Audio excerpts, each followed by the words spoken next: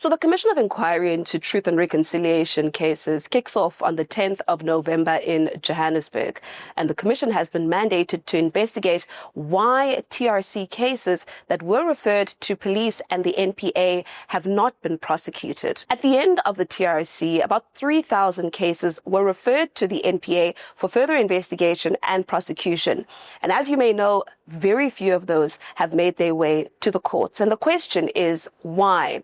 Over the years, there have been allegations that there were deliberate attempts and deliberate directives given to those who were investigating not to make progress in their investigations. Now, the Commission is set to hear testimony from presidents, both current and former, as well as national directors of public prosecution, police officers who were commissioned with investigating these offences, and some of those who may have been involved in the commission of the crimes. We're also expecting to hear testimonies from family members who have not seen justice in the cases of their loved ones. But how did we get here with a Commission of Inquiry that's investigating what happened in another commission? Well, this is all part of a lawsuit that's been playing out in the Pretoria High Court. We've been seeing a lawsuit involving 24 families, which have been disgruntled over the lack of progress in the investigation of their cases. These families include the Calata family, that's the family of 4 Calata anti-apartheid activists, as well as the family of Caiphas Nyoka, the COSAS student leader who was murdered at his home on the East Rand.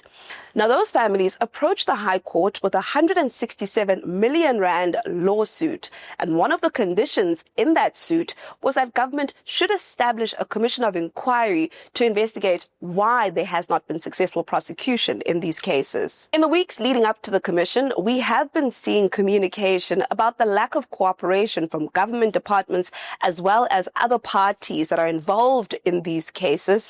The inquiry says it will start with hearing testimony from the parties involved in that 167 million rand lawsuit, but it will also hear testimonies from other families and parties involved in the other cases that have also not been prosecuted. The TRC Commission of Inquiry was established by President Cyril Ramaphosa in May this year and was given 6 months to carry out its work. And if you count, they should be at the end of their investigation. However, they haven't even started. So commissioners have already started engaging President Ramaphosa for an extension.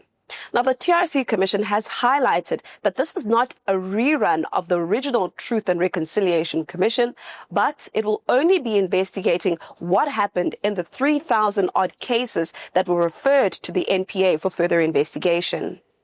I'm MODISE, and I'll be walking you through the TRC Commission of Inquiry for EWN.